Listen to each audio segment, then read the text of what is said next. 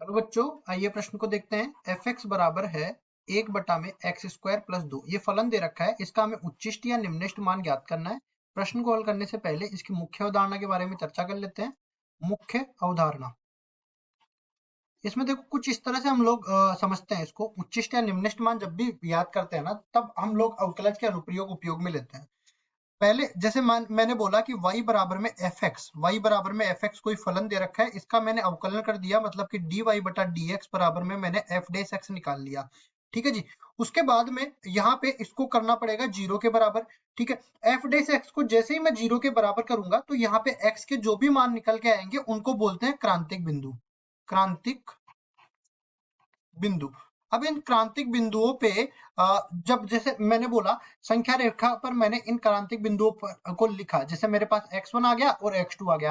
क्रांतिक बिंदु रखने पर मेरे पास f डैश x का मान, जैसे मेरे पास x2 से बड़ा रखा तो धनात्मक आ गया, x2 से छोटा रखा तो ऋणात्मक आ गया, x1 से छोटा रखा, x1 और x2 के बीच में तो ऋणात्मक आ रहा है, लेकिन x1 से छोटा रखा तो ये धनात्मक आ गया। तो इस तरह से देखते हैं, जैसे मैं बोलूं कि ये dy/dx किसी भी फलन के बिंदु पर, किसी भी फलन के इस, जैसे x के मान जो है वो अपने पास इस फलन पर स्थित बिंदु आएंगे, उस बिंदु पर स्पर्श रेखा के ढाल को निरूपित करता है। ठीक है, तो यहाँ पे देखो आप देख सकते हो कि dy/dx का मान धनात्मक है, इसका मतलब ढाल पहले तो धनात्मक था फिर जाके ऋणात्मक हो गया। तो इस तरह से ढाल जाके पहले धनात्मक था फिर ऋणात्मक हो गया। इसमें भी ऐसे ही देखेंगे कि ढाल पहले ऋणात्मक था फिर जाके धनात्मक हो गया। और जहां पे देख सकते हैं कि ये अपने पास उच्चिष्ट आ गया ना, और इसी तरह ये निम्निष्ट आ गया। इस तरह से हमें देखना होता है उच्चिष्ट क्या है और निम्निष्ट क्या है।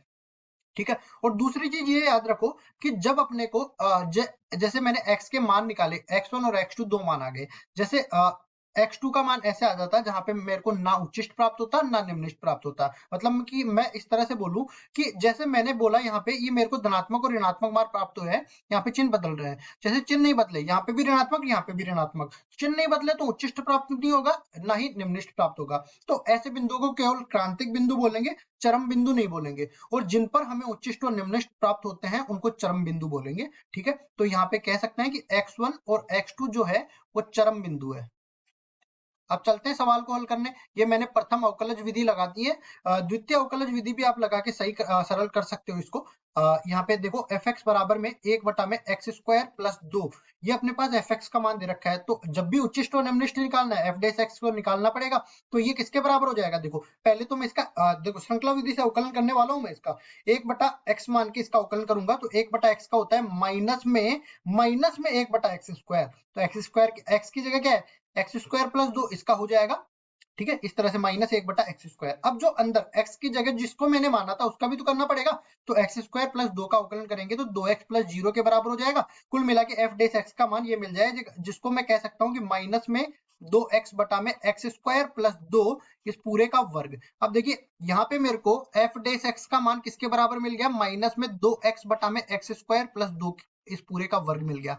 अब इसको मैं क्रांतिक बिंदु के लिए 0 के बराबर करूंगा।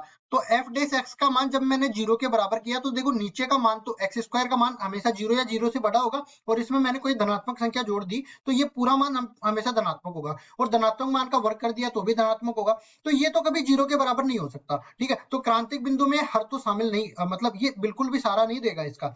तो केवल अपने पास ये जो अंश है इसी से मेरे को क्रांतिक बिंदु निकालने पड़ेंगे। तो -2x = 0 करने पर x = 0 मिल गया।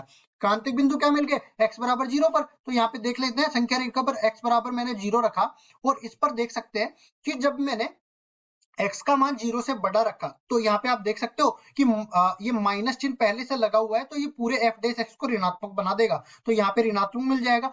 इसी तरह जब मैंने x का मान 0 से छोटा रखा तो ये ऋणात्मक ऋणात्मक मिलकर धनात्मक बना देगा, तो यहाँ पे धनात्मक मिलेगा। तो आप देख सकते हो पहले तो ढाल जो है बढ़ रहा है और फिर ढाल घट रहा है। तो यहाँ पे जाके जो स्थिति बन रही है वो उच्चिष्ट की स्थिति बन रही है। तो मैं कह सकता हूँ कि प्रथम अवकलज परीक्षण से, प्रथम अवकलज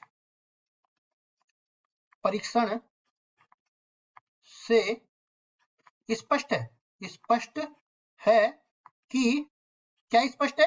x = 0 उच्चिष्ट का बिंदु है, उच्चिष्ट का बिंदु है।